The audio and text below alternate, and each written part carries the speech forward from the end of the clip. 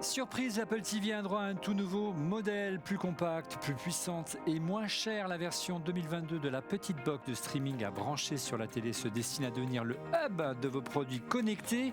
Faut-il craquer à l'heure où les nouveaux téléviseurs intègrent la plupart des services de streaming? Quelles sont ses forces et ses manques face aux box concurrentes? Quel futur pour l'Apple TV? Débat.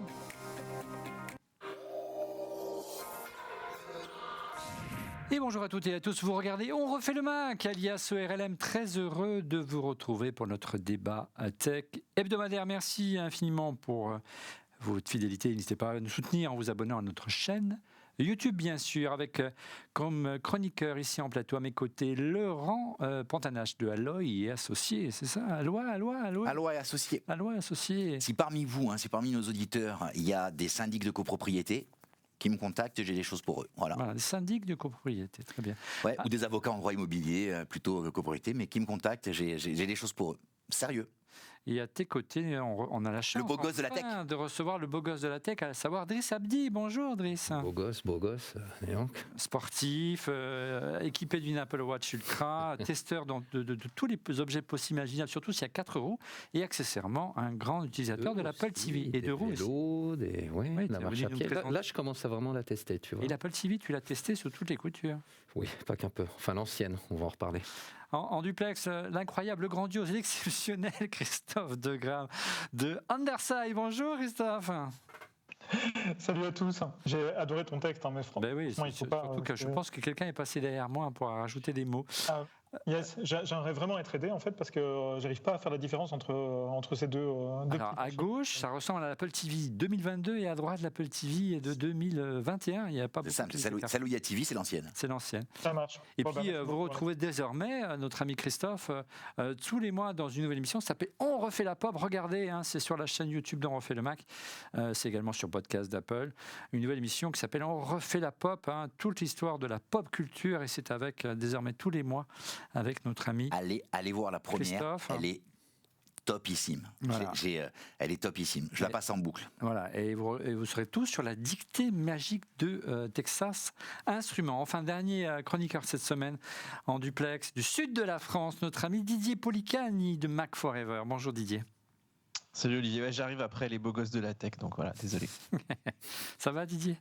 Mais ça va, pleine forme, écoute, je teste plein de trucs en ce moment, énormément de choses. Du panneau solaire, de la voiture, de l'iPad, de l'Apple TV. De l'Internet. C'est la folie. C'est la folie. Même des Ford F-150, je me suis fait défoncer parce que, voilà, c'est pas trop l'époque en ce moment, mais elle est électrique quand même si elle est... Oui, c'est bien ça le problème, ça fait 4 tonnes le truc. Ah, d'accord. mais c'était très sympa, on en a fait un petit essai là, il n'y a pas très longtemps. Et d'ailleurs, j'ai fait une vidéo là-dessus. Très très amusante pour ceux qui veulent aller voir le frunk, c'est le coffre avant du F-150 électrique. Tu tiens? Je pense que je suis rentré dedans tellement il est grand. J'ai aimé, c'est le coffre que tu as sous pas le vide-poche, mais sous l'appui-coude. L'appui-coude, c'est assez. Tu peux mettre un 3 packs de bière. Dans la console centrale, t'as un frigo, c'est bien américain. Et tu peux même travailler, parce qu'il y a un truc pour mettre l'ordinateur. Non, mais c'est une station de travail ambulante, quoi. Ok. Ou une maison de SDF. Oui, un peu richissime le SDF. Enfin, un salut particulier aux membres du club ORLM. C'est la version premium de notre chaîne sur YouTube. En vous abonnant, vous soutenez ORLM et ses équipes. Et en contrepartie, l'émission est accessible rien que pour vous 24 heures en avance, que vous pouvez suivre en direct, poser des questions en vidéo, échanger avec l'équipe quotidien via un chatroom sur notre Discord et venir ici au Village Baïsia à Paris, assister à des enregistrements aux coulisses. Venez vous abonner, toutes les infos sur notre chaîne YouTube et vous avez vu passer le QR code. Nous allons donc parler des nouvelles Apple TV cette semaine et l'on commence par notre sondage de la semaine. Un sondage de la semaine la question était quelle est l'avancée la plus intéressante de la nouvelle Apple TV 4K? Et vous étiez 50,3% à plébisciter la baisse de prix, ce qui est assez exceptionnel par les temps qui courent chez Apple. 20,6% le support de Matter, la nouvelle norme des objets connectés, on va longuement en parler ce soir. Le support de HDR10+, 23,3%, on va également en parler, donc cette nouvelle norme de diffusion pour les télés de dernière génération, si vous n'avez pas de Dolby Vision. Et enfin, la plus compacte, c'était une surprise également, on va en parler ce soir également, 5,8%. Surprise donc en effet, non seulement Apple Apple accélère le renouvellement de ses Apple TV. D'habitude, il faut attendre de nombreuses années. Il a fallu attendre 4 ans pour avoir la dernière mise à jour. Là, on a attendu qu'1 an et demi pour celle-là. C'est plutôt fait rare chez Apple. Et puis fait rare de la part de Tim Cook. Il a baissé ses prix. Regardez cette petite slide. L'Apple TV 64 Go coûte désormais 169 €. C'est 30 € de moins que la précédente version qui disposait que de 32 Go. On passe à 64 Go. Par contre, elle perd le port Internet. Et le haut de gamme, on peut l'appeler comme ça, double également la mémoire. Elle passe de 64 à 128 Go. Et le prix est désormais de 189 €. On passe sous la barre des 200 € contre 199 € auparavant. En revanche, Laurent, il y a toujours un gros écart avec les États-Unis. On sait que c'est les tarifs hors taxes, où symboliquement, l'Apple TV est en dessous de la prix psychologique des $150. 129 $ pour le 64 Go, 149 $ pour la 128 Go. Voilà. Ouais. Alors, comment on peut expliquer cette baisse de prix concrètement ? Tu nous avais dit, lorsque l'iPhone est sorti, qu'on se plaignait des énormes différences de prix entre la France et les États-Unis, c'est pas forcément le cas cette fois-ci. Achetez vite des produits Apple encore en catalogue, car les prix ont augmenté. On a vu que les prix ont augmenté partout, y compris sur le cloud. Là, à l'inverse, les prix baissent. Comment expliquer cet état de fait ? Est-ce qu'il y a besoin de doper un petit peu les ventes, tout simplement ? Je pense que oui. La question, elle est complexe, parce que tu sais que Apple, on a toujours du mal à lire entre les lignes. Maintenant, la concurrence, il y a plein d'offres concurrentes, que ce soit le Fire TV d'Amazon, que ce soit le Google Cast, c'est des tout petits boîtiers. Ouais, mais ils sont presque donnés là avec le. Mais ouais, parce que c'est comme Nespresso, quoi. Ils te filent la machine à café, tu payes les capsules. Et imaginez qu'Apple peut faire la même chose, quoi. Pour l'Apple TV+, oui, pour Apple Music. Mais Apple, ça reste, et c'est quelque chose qui a toujours été dur dans l'histoire Apple. Apple, ça reste un fabricant de hardware. Ouais. Maintenant, ils sont en train de migrer sur ce qu'ils appellent service, mais ça reste un fabricant de hardware. Donc, ils n'ont jamais bradé le hardware. Tu vois, donc je pense que dans leur ADN, brader le hardware, ça complique. Alors que Google, ils ont tout intérêt à ce que tu installes et Amazon encore plus, le produit qui coûte pas cher, parce là, que derrière, tu prends le Black Friday, je pense qu'on va trouver quelques euros seulement. Driss, tu penses qu'il y a aussi une volonté peut-être simplement aujourd'hui, maintenant qu'Apple a sorti depuis plusieurs années un service de streaming, Apple TV+, une volonté aussi peut-être de pousser les usages autour de ça ?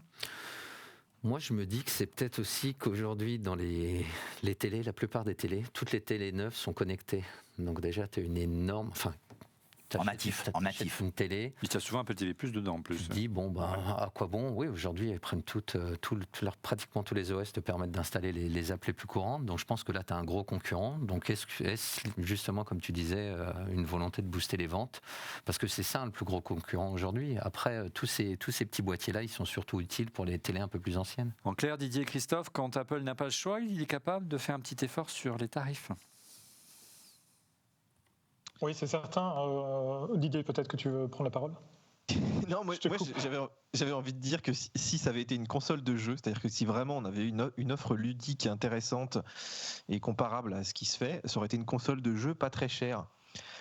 C'est sûr qu'aujourd'hui, comme le dit Driss, en fait, pour faire du Netflix et du Apple TV+, que font la plupart des gens, c'est quand même le truc de Netflix et du AirPlay aussi. Moi, j'aime bien, c'est quand même assez utile pour ça. C'est énorme, AirPlay. Oui, mais les télés sont... Et les télés le AirPlay, les récentes. Mais par contre, ça montre quand même que Apple aurait pu un petit peu amortir les augmentations de prix. Ils sont capables de le faire sur certains produits et je pense pas qu'ils perdent tant que ça sur les marges de ce genre de produits. Mais c'est vrai qu'il y a quand même beaucoup de gens aujourd'hui qui se posent la question, est-ce que, tu vois, moi j'étais assez surpris de voir, j'avais titré ma vidéo, mon test, je crois que c'était est-ce que ça vaut encore le coup. Et il y a beaucoup de gens qui ont dit ouais, moi je trouve que c'est quand même c'est plus fluide que les télés, AirPlay, tu sais, moi chez mes parents on a une télé Samsung et t'as du AirPlay, mais je mets du 4K, ça rame tout le temps, je sais pas, le truc saute.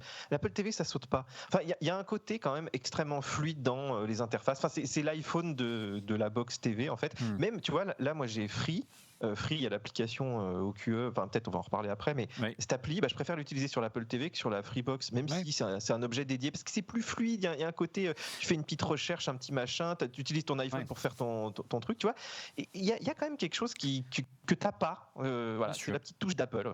On aura l'occasion en fin d'émission, on consacre justement un petit chapitre, vous verrez en fin d'émission sur l'Apple TV face à la concurrence, on va la comparer aux téléconnectés, à la Fire TV, à la Google Cast, la Chromecast, mais également la Nvidia Shield. Et vous allez voir qu'il y a des pour et des contre. Effectivement, un petit mot peut-être, Christophe, non, sur la politique tarifaire d'Apple pour conclure sur ce sujet ou pas?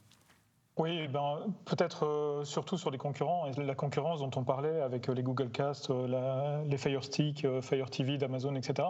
Moi, j'ai une excellente nouvelle par rapport à ça, en fait, parce que j'en ai, et qu'elles consomment 0 kWh, parce qu'elles sont dans la cave, en fait, et qu'elles ont été branchées à peu près un mois sur les différents écrans de la maison, et que c'est vite devenu insupportable à l'usage, que effectivement, comme Didier le disait, l'Apple TV c'est hyper fluide, et c'est ce qui compte en fait, c'est l'expérience utilisateur. Et donc à un moment donné, oui, le prix à tout prix.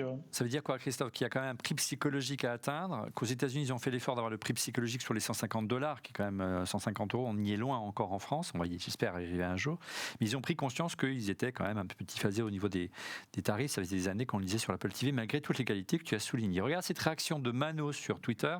La baisse de prix est toute relative. Il n'y a pas de câble USB-C dans la boîte. Et oui, parce que vous allez voir que la télécommande est désormais USB-C. Et ce câble, sur le site d'Apple, est facturé 25 €. Heureusement, on le trouve bien moins cher ailleurs.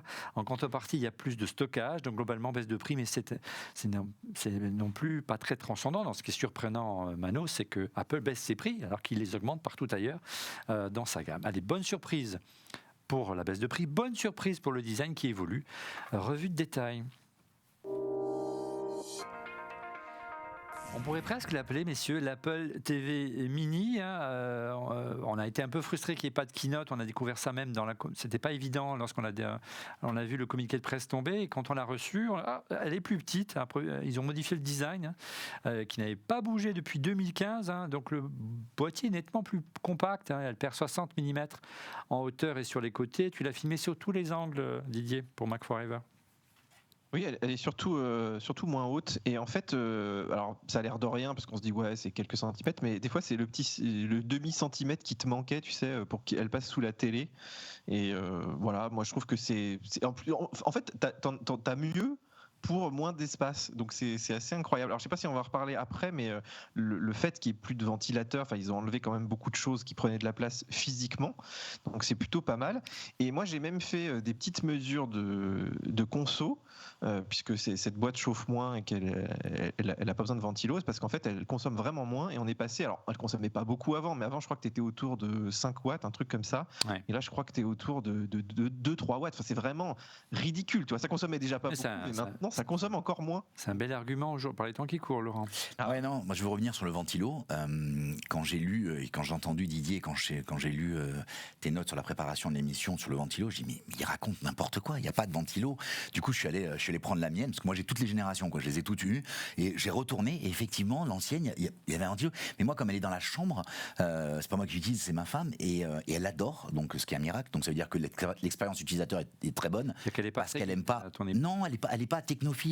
Donc du coup c'est tu vois, si ça fonctionne, c'est et elle utilise aussi beaucoup Oki, pour reprendre ce que disait Didier. Et en fait j'ai réalisé qu'il y avait effectivement un ventilo et on l'entendait jamais.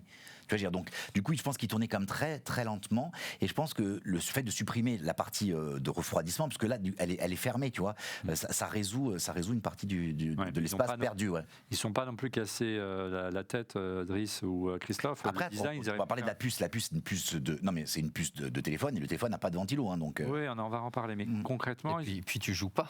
Enfin, elle ne joue pas. Pour donner envie aux gens d'investir dans un produit, il faut qu'il soit beau. Alors elle est pas moche, mais elle reste toujours dans la même lignée depuis des années. Depuis 2015, c'est à peu près le même design, voire même avant, 2010 pour la version toute noire. Encore une fois, là, en termes de design, je pense qu'on pourrait faire des choses plus originales, Christophe, Driss. C'est peut-être un produit que tu vas pas forcément exhiber, tu vois. C'est l'intérêt de l'Apple. Moi, pour le coup, tout est caché, tu ne vois absolument plus rien. Tu as la télé, la barre de son, tout est épuré. Ils vendent des boîtes, ils vendent des autocollants que tu colles derrière ta télé. Voilà. Et où tu glisses ta télécommande, alors à l'époque en Lightning pour la recharger, et où tu as ta box, t'as ton Apple TV qui est derrière. Alors, côté connectique, on le disait en préambule tout à l'heure, Christophe, ça reste quand même assez minimaliste. Oui, Pour la partie haut de gamme, effectivement, on peut voir qu'on a un port Ethernet et puis on a effectivement de quoi venir la brancher au courant électrique pour qu'elle soit alimentée. Et alors on a un HDMI, bien entendu. Donc c'est effectivement limité. C'est encore plus limité si on prend la version de base parce qu'elle n'a pas le port Ethernet. Donc ciao le port Ethernet, ciao les fils, et c'est plutôt bonjour le Wi-Fi, et en particulier le Wi-Fi 6, on pourra sans doute y revenir. Ouais, bon, on va y revenir. Concrètement, un bon point moi, que je trouve sur ce genre de produit-là, c'est qu'il n'y a pas d'alimentation externe. Moi, j'aime bien quand tout soit été intégré. Alors évidemment, si ça tombe en panne, il faut changer l'Apple TV, mais moi je préfère que les alims soient intégrés, donc je trouve que c'est un bon point. Et c'est de la connectique standard. Et c'est de la connectique standard, ce qui n'est pas forcément évident chez Apple. L'alimentation, c'est la prise en 8, je sais plus comment ça s'appelle. Il y a une prise HDMI 2.1, donc 4K. Non, 2.0. 2.1, je crois. Mais tu peux vérifier. Je vais vérifier. Mais en tout cas, sachez qu'il n'y a pas le câble qui est livré, donc il faudra un câble. Alors, il y a plein de câbles HDMI à la maison, mais il faut un câble haute vitesse. Donc si vous branchez un câble. C'est bien du 2.1, pardon. C'est du 2.1, d'accord. Ouais, 2.1 parce que c'est le seul qui est compatible avec l'HDR10+. Mais il m'arrive parfois de dire des bêtises. Autant pour moi. Et donc la version de base est Wi-Fi. Je ne sais pas, Dizier, est-ce que l'usage du Wi-Fi est suffisante pour ce type d'usage pour la plupart des gens à la maison? Oui. En fait, ce qui est dommage. Oui, s'ils ont du Wi-Fi 6 de l'autre côté. Pas forcément. Ouais. Non, mais par exemple, les iPhones maintenant sont quand même Wi-Fi 6. Donc, par exemple, si tu veux faire du AirPlay en live, tu vas quand même bénéficier de ça. Donc ça, moi je trouve que tu vois, la mise à jour, elle vaut le coup pour le Wi-Fi 6 parce que quand tu as de la 4K HDR, 60 images et tout, maintenant ça envoie en termes de débit, faut que ça assure quand même. Et c'est même marrant qu'ils ne soient pas passés au Wi-Fi 6E, mais bon, je pense que c'est lié à la puce, comme voilà, tu l'as que dans les derniers iPad Pro, je pense qu'il faut des puces quand même plus récentes parce que tout est imbriqué. En fait, là, je sais pas si on va parler de la puce après, mais on a des déchets de puces, voilà, d'iPhone 13 en gros.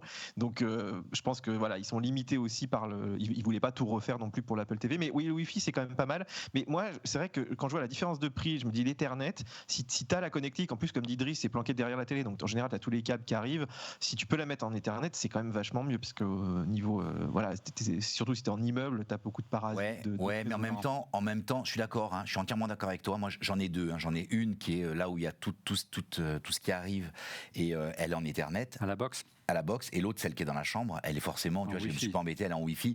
Et au final, son propre réseau Ethernet. Au final, ça marche bien, quoi. Sachant qu'aujourd'hui, la loi impose que les chambres soient câblées en Ethernet. Avant, c'était, il fallait une prise de téléphone et une prise de télé. Maintenant, c'est une prise Ethernet. Voilà, mais alors là, c'est un large débat aussi, parce qu'au niveau de ton tableau électrique, ils sont pas forcément raccordés, ou t'as pas la place de mettre ton routeur. Bon, c'est un autre débat. Mais souvent, c'est des électriciens qui le font, ils savent pas le câbler. Mettre le fil 1 sur la prise 1 et ça marche pas. Si on n'a pas de réseau Wi-Fi 6, que vous avez quelques enfants avec des devices à la maison et que vous regardez la télé en 4K, vous envoyez un flux 4K, c'est quand même mieux de le mettre en Ethernet, mais c'est plutôt pour les entreprises ou les salles de réunion ou les classes où l'Ethernet est vraiment indispensable aujourd'hui pour pouvoir partager effectivement. Non, mais le raisonnement il est simple, Olivier. Oui. Si ça bouge pas et que tu as de l'Ethernet, mets de l'Ethernet. C'est toujours mieux en filaire qu'en Wi-Fi, tu t'évites un problème. La bande passante du Wi-Fi. Voilà, c'est... Et bon, il y a quand même une petite pinguerie d'Apple, mais on en parlera tout à l'heure. La version Wi-Fi n'intègre pas le nouveau standard des objets connectés Matter, et ça c'est assez incompréhensible. Il faudra qu'on m'explique pourquoi. On reviendra tout à l'heure sur ce sujet. À propos du HDMI, donc la norme est bien 2.1, mais elle intègre une petite nouveauté pour cette machine qui arrivera lors d'une prochaine mise à jour Driss, c'est le Quick Media Switching alias QMS. Qu'est-ce que ce Quick Media Switching si je ne m'abuse, c'est quand tu changes de format, non, sur un téléviseur. De résolution, oui. C'est pour éviter que les changements de résolution. Changement de définition. Ouais. Et donc, moi, par exemple, j'ai une Samsung à la maison parce que j'ai arrêté l'OLED. Et chaque fois que je lance une vidéo et qu'on passe de la 4K au 1080p, ou on passe d'une application à l'autre qui n'a pas la même résolution, il y a un écran noir pendant 3 ou 4 secondes, ce qui est assez. Mais parfois, c'est même pas un écran noir. Parfois, c'est une espèce de flash, de 2-3 flashs selon la télé. C'est horrible, quoi. Ouais, moi, je trouve ça assez pénible. Donc, a priori, il y aura une mise à jour d'ici quelques semaines, quelques mois, si j'ai bien compris, qui permettrait d'éviter cette étape un petit peu pénible. Qu'est-ce qui manque aujourd'hui, de manière générale, Didier, à l'arrière de cet appareil ou Driss par rapport à l'état de l'art du marché, toi qui adores notamment la Nvidia Shield, pour brancher un ampli audio, pour brancher une barre de son, si on n'a pas d'HDMI autre que HDMI, on est un peu tristouné. Oui et non, tu peux utiliser un adaptateur HDMI, enfin non, là c'est que pour l'audio, je te raconte des bêtises. Je me souviens que la version 4K avait une prise optique, Tout à si fait. je ne m'abuse. Non, c'était la même version avant. Encore celle d'avant. Mais c'est vrai que moi j'aurais bien voulu qu'ils mettent une prise optique. Si on a une télé un peu ancienne, tu vois, si on a un ampli un peu ancien. Ouais, mais si tu as du matos un peu ancien, tu te dis pas que tu vas aller vers un Fire Stick ou quelque chose à 30 balles. Ça fait plaisir, quoi. 90. C'est plus que pour le prix, t'aimerais un tout petit peu de connectique quand même. Bah ouais, Moi, je trouve que c'est quand même cool. Tu vois, c'est comme le HomePod là qui avait aucune entrée, aucune sortie, tu pouvais pas l'utiliser comme Ouais, je suis bien d'accord, mais là avec un produit pareil, bon, tu te dis je veux mettre du Netflix avec du Dolby Atmos, tu vas pas repasser en Dolby Digital de base. Moi, je suis obligé. On va faire un long chapitre sur Dolby Atmos. Hein. Oui. Après, c'est pas trop un problème parce qu'on sort en HDMI et la plupart des nouvelles télévisions ont de l'HDMI ARC. Une télé récente, ouais. Enfin, relativement récente. Qui permet de revenir en digital en fait au niveau du son et puis derrière en fait on le distribue comme on veut. Donc oui. Est-ce que vraiment il fallait le faire? Je sais pas. Mais par exemple, tu vois, là, si tu prends les dernières barres de son de Sonos, si je ne veux pas dire de bêtises, l'entrée de gamme, elle n'a pas d'entrée HDMI, c'est une entrée optique. Non, exact. Donc tu es obligé de brancher ta barre de son sur ta télé en optique. Si ta télé n'a pas de prise optique, et que ton Apple TV n'a pas de prise optique, tu ne peux pas brancher ta Sonos, ce qui est quand même un petit peu dommage. Mais bon, ton Apple TV coûte 100 € de moins que ta Sonos, tu vois, à peu près, donc là, c'était plus dans les mêmes budgets. Alors la télécommande, quant à elle, on l'a aperçu tout à l'heure, tout en aluminium, apparu en mai 2001, c'est pas si vieux, ne change pas. Est-ce que vous a convaincu... Mais 2021, pas 2001. 2021, oui, c'est vrai. En 2001, l'Apple TV, c'était pas ça encore. Un petit changement quand même. Est-ce qu'elle vous a convaincu? Elle a été... La précédente a été longuement décriée. Là, ça fait presque un an, plus d'un an et demi qu'elle est là. Est-ce que vous êtes satisfait de cette télécommande par rapport à l'ancienne qui était, en ergonomie, était quand même assez catastrophique? Ouais, alors moi, je vais dire, je préfère 1000 fois la nouvelle. Oui. 1000 fois la nouvelle, à une exception près. Et si on peut remettre juste la petite vidéo, l'exception, c'est que sur l'ancienne, alors le tactile de l'ancienne, c'était une horreur. Hein. Là, le tactile de la nouvelle est top. Mais il y a un petit problème, c'est qu'ils ont déplacé les boutons de couper le son, de mute et de play. Et donc le play était en bas à gauche, et maintenant il est légèrement au-dessus, et c'est un enfer. Je passe mon temps à couper le son, et je trouve que tu as toujours les réflexes de l'ancienne. Et surtout, non, mais tu passes plus souvent le temps à mettre en pause parce qu'il y a quelqu'un qui te parle qu'à couper le son. Et donc du coup, je trouve que le bouton le plus accessible devrait être celui de la pause plutôt que celui du son. Voilà, c'est tout. Christophe, Didier, une petite réaction sur l'Apple Remote, la nouvelle, tout en a lu, elle est jolie. Oui, c'est vrai qu'elle est sympa, c'est certain. Mais le truc, c'est qu'en fait, moi, je ne l'utilise jamais parce que j'utilise l'application sur le smartphone de chez Apple. Ah, j'ai enfin trouvé quelqu'un qui l'utilisait.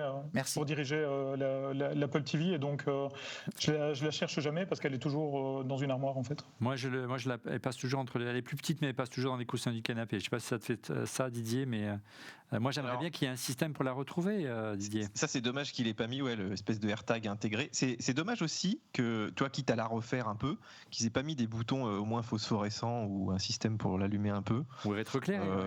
Ouais, parce que souvent tu regardes des films un peu dans la pénombre, et là c'est vrai que, comme dit Laurent, en fait les boutons tu les tâtonnes, donc en fait tu les as pas. Alors Laurent, lui, il joue pas. Laurent, il joue pas, mais moi je joue un peu des fois, au moins quand je teste un peu l'Apple TV.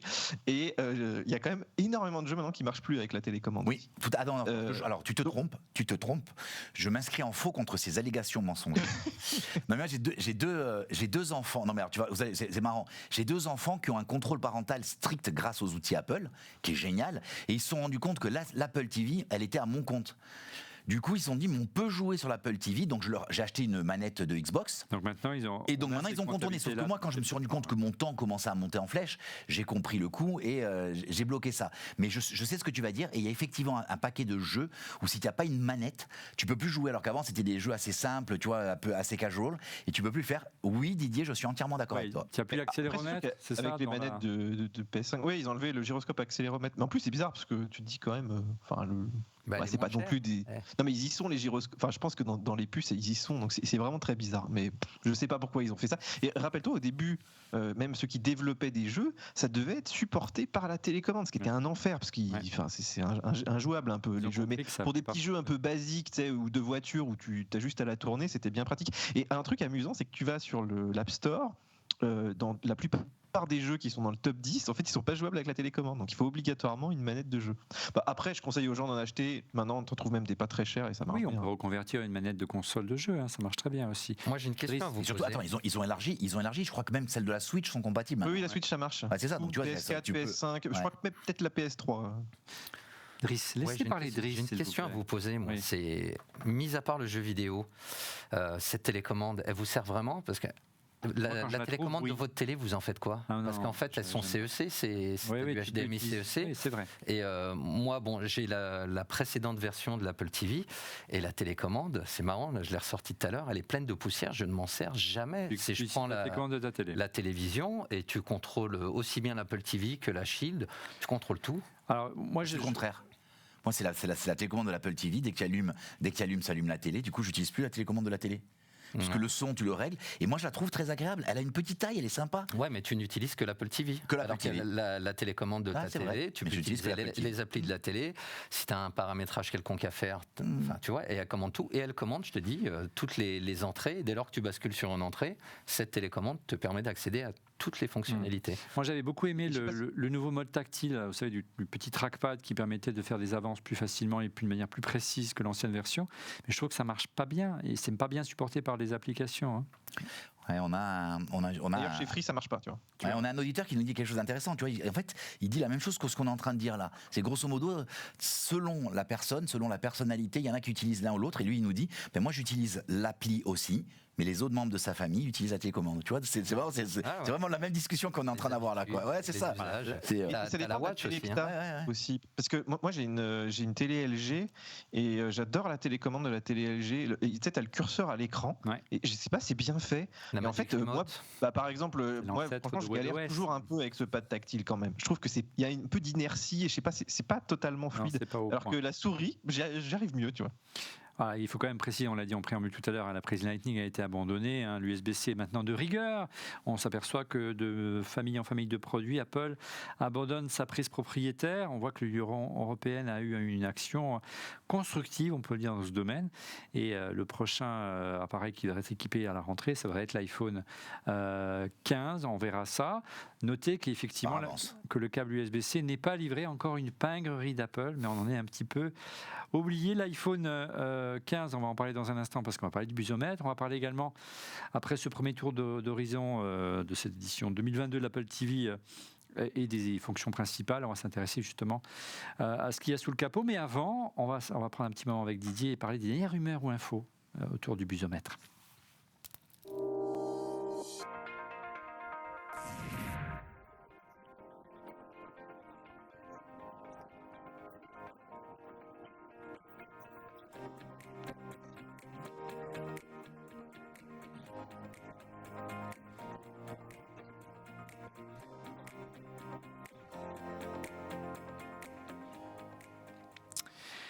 Les busomètres, pardon, les infos rumeurs qui ont le plus buzzé du côté de la planète Mac Forever et d'Apple en particulier. Et comme chaque semaine, c'est Didier Poulicani qui nous raconte tout ça. Et oui, Olivier, et on démarre avec l'iPhone 15. Tu vois, ça faisait longtemps qu'on l'avait pas eu dans le busomètre. Et alors, cette semaine, il y a des rumeurs autour justement du port USB-C. Alors rappelle-toi, sur les iPad 10 qui sont sortis, on avait de l'USB-C pas très rapide, c'était de l'USB 2, et ça pourrait être le cas sur les iPhone 15 de base. Non, ne dis pas ça. Bah écoute, c'est ce qui se profile. Ouais. Mais c'est marrant cette segmentation. Hein. Mais bon, c'est du pur Tim Cook. Et par contre, sur les versions Pro, on nous parle de versions très rapides, 10 à 20 gigabits, voire, j'ai même lu chez Ming-Chi Kuo, du Thunderbolt.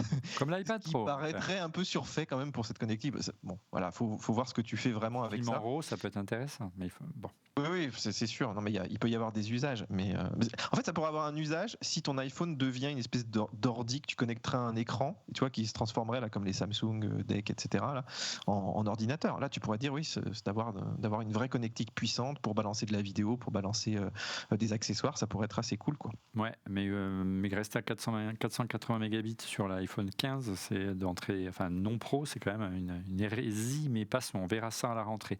On reste sur les iPhones avec son principal fabricant.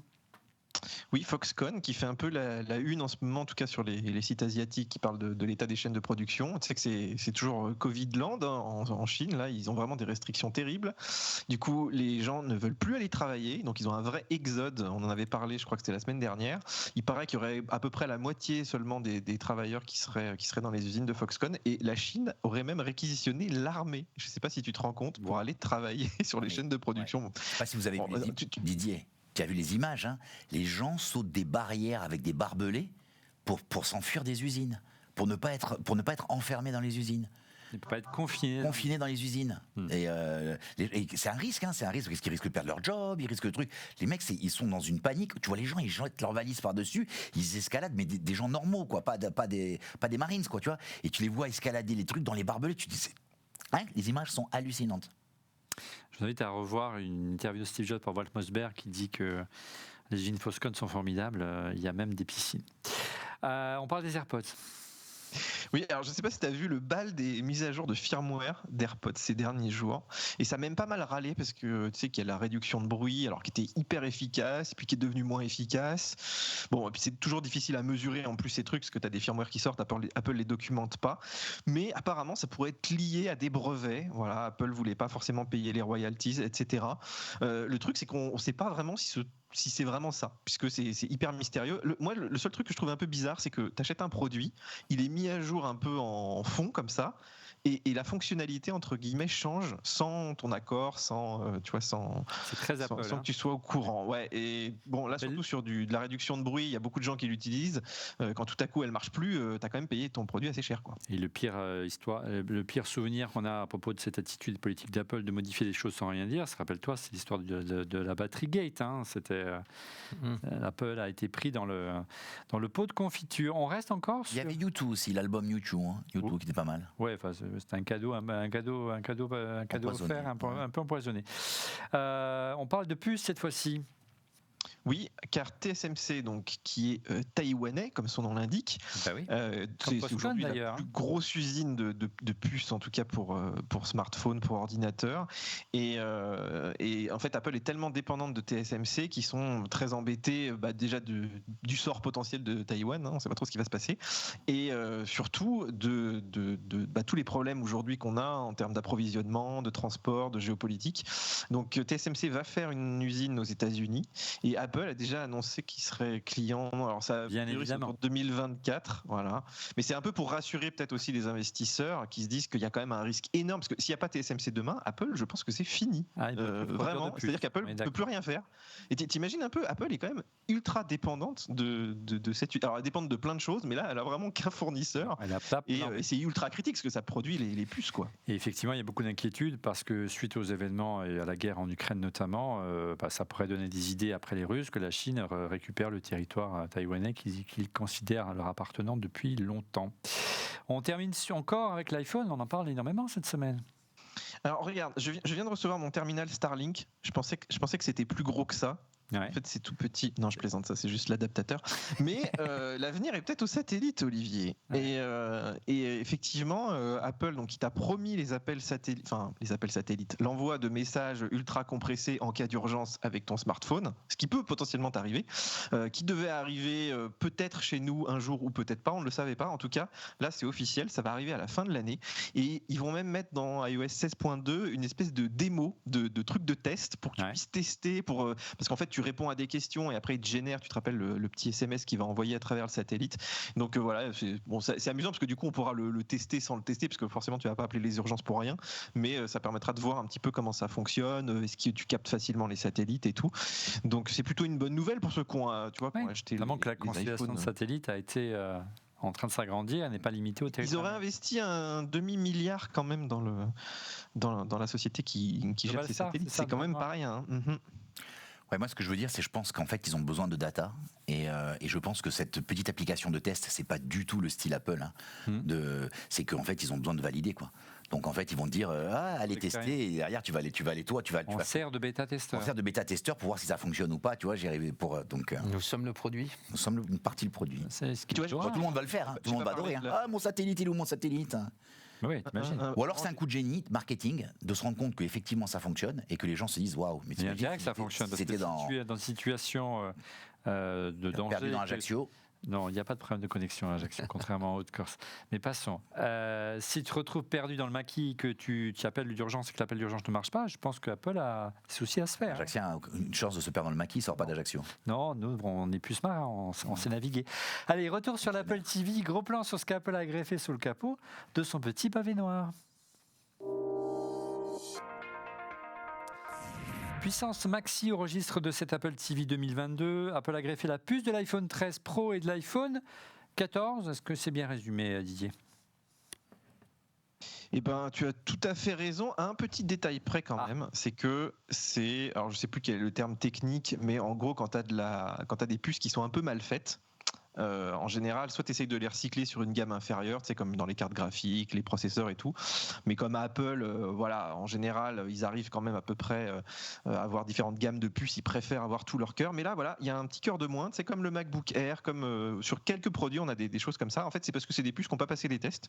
Donc, tu as un petit cœur de moins CPU, peut-être un petit cœur de moins GPU. En fait, c'est assez dur à savoir parce que l'Apple TV, c'est une boîte noire. Tu sais, il n'y a pas de logiciel de bench sur l'App Store. C'est très difficile d'accéder aux entrailles de cette boîte. On va en parler après. D'ailleurs, c'est très difficile même à bencher. Quand on dit tiens, est-ce que les jeux sont plus rapides, tu peux pas afficher les FPS. Enfin, il y a aucun. Juste du ressenti. Ouais, c'est que du ressenti. Donc, il y a un peu des moyens, mais c'est quand même très très compliqué à faire. Donc voilà. Donc on a une puce A15 d'iPhone 13, c'est quand même pas mal. Et surtout la partie graphique a fait un vrai bond. En fait, si tu veux, là-dedans, on a, je crois, l'équivalent d'une puce de la Xbox précédente. Ouais. Donc tu vois, de PS4 à peu près. Et c'est quand même énorme. C'est-à-dire que vraiment, si Apple avait des studios de jeux, avait vraiment des jeux AAA, on pourrait quand même faire des trucs assez fous. On a une puissance de calcul potentielle qui est énorme, quoi. C'est presque du gâchis de regarder Netflix avec, tu vois. Bah ouais. Alors A15 Bionic, donc c'était effectivement la puce qui équipait la 13 Pro et la 14 cette année. Apple annonce une puissance de calcul augmentée, plus élevée de 50%, et plus économe de 30%, bien aidée par la gravure à 5 nanomètres. Est-ce que tu as perçu une différence de ton côté, Christophe, qui la teste depuis quelques jours, sachant que le site Flat Panel HD, qui vous allez voir a fait des tests assez pointus, bien plus pointus que ceux de Didier Policani, non je plaisante, annonce qu'il est 40% plus rapide que la 12, la puce qui équipait auparavant l'Apple TV 4K. Oui, je trouve ça particulièrement fluide au niveau de l'interface. Donc c'est toujours en fait ce petit rien de fluidité supplémentaire en fait qu'on obtient d'un produit Apple à l'autre en fonction des générations. Du côté des jeux, là j'ai fait des essais avec entre autres Asphalt par exemple, qui est un jeu de voiture en 3D qui est un peu demandeur. J'ai pas vu beaucoup de différence parce que c'était déjà fluide. Peut-être pas au niveau d'une console de jeu d'aujourd'hui, nouvelle génération, mais en tout cas c'était suffisamment fluide. Et le truc sympa, effectivement, ce dont on parlait là tout à l'heure, c'est que non seulement il y a la puissance, mais il y a aussi l'économie d'énergie. Se dire que l'Apple TV, quand elle est en mode veille, et elle continue malgré tout à faire le hub pour HomeKit, etc., et elle consomme, j'ai fait le calcul, 12 fois moins qu'une ampoule LED allumée. C'est dingue. Ouais, pour un produit 4K, c'est assez remarquable. Vous avez noté des accélérations. Moi, je trouve que ça zappe un peu plus vite dans Molotov et MyCanal. Bon. On ne va pas casser 3 pattes à un canard. Alors, le site Flat Panel HD a fait vraiment un travail remarquable. Je vous invite à aller voir leur site et leur article. Il est en anglais. Donc, tu le disais, Didier, ils sont amusés à comparer la puissance de la Apple TV 4K 2022 avec d'autres générations de consoles, allant de la Xbox One à la PS5 en passant par la Switch. Et voilà, ça c'est les performances graphiques. Tu parlais tout à l'heure des performances en matière de CPU. Et on voit qu'elle n'a pas à rougir. Regarde, elle n'est pas si loin de la Xbox One, elle n'est pas si loin de la Xbox One S, ou encore de la PS4. La PS5 lui met un vent, il n'y a pas photo. Sachant que ça sent la taille des boîtiers, quoi. Ouais. C'est ça qui est intéressant, c'est que quand tu dis même une PS4 par rapport en taille, tu te dis c'est... Et puis la consommation électrique n'est pas la même, mais c'est vrai qu'on n'a pas les outils de mesure pour finement mesurer, comme tu l'as dit tout à l'heure. Mais en termes de performance, ça dépote. C'est juste dommage, tu as raison, c'est juste dommage qu'Apple n'ait pas réussi à transformer l'essai autour des consoles de jeu. Souvenez-vous que lorsqu'ils ont sorti l'Apple TV 4K, si je me souviens bien, c'était une console de jeu. Alors aujourd'hui, le terme a presque été remisé au placard, on est bien d'accord. Ouais, tu as raison. Il y a rien sur le jeu. Il y a très peu de choses sur le jeu, alors que il signe de plus en plus de partenariats, pour arcade. Il continue sur arcade. Alors timide, quand même. Oui, mais tu vois, c'est vrai. Bon, après, la capacité de stockage était limitée à 64, tu vois, et 128. Donc, est-ce que ça peut être est-ce que ça peut être une limite? Le système de stockage, tu vois, de dynamique, très efficace. Oui, c'est-à-dire que sur l'Apple TV, on peut gérer, on n'a pas besoin de charger un jeu en entier, on gère un niveau, et puis s'efface quand on passe un premier niveau, ce qui permet de mieux gérer la mémoire. Ça pourrait être une façon d'optimiser, mais bon, je sais pas. Je crois pas que les jeux AAA soient prêts à débarquer quand même. Ouais, on est encore loin de ça, les amis. Christophe peut-être ou Didier. Ouais. Ils sont vraiment super timides et il y a une espèce de schizophrénie à ce niveau-là, dans le sens où, bon, ok, vous pouvez connecter des manettes, mais par contre, Apple ne fait pas son propre contrôleur, ce qui est quand même l'une des choses les plus importantes pour quelque chose qui devrait faire du jeu vidéo.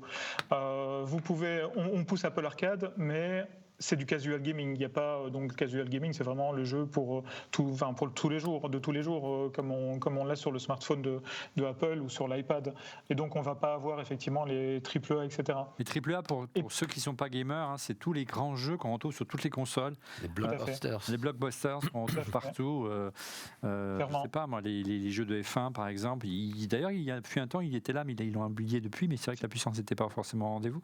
Ou tous les jeux tous les jeux qui sont aujourd'hui qui poussent les gens à acheter des générations de consoles en clair. Mais Olivier, c'est pire que ça. C'est que si tu vas sur l'App Store, il y a dans le top 5 des jeux gratuits des jeux de 2016, des trucs Real Racing et tout, mais ça date de Mathusalem. En fait, ils ont même pas réussi à créer un semblant de marché qui pourrait valoir le coup pour des grands éditeurs, en dehors d'Apple Arcade où effectivement ils ont réussi un peu, mais en mettant quand même le paquet. Et ce qui est fou, c'est que l'iPhone, c'est une des plus grosses plateformes de jeux mondiale. C'est-à-dire que, en fait, je pense qu'il leur manque en fait à Tim Cook, mais c'est un peu malgré eux en fait que l'iPhone soit bon jeu. C'est parce que voilà, tout le monde a des smartphones et il y a un marché.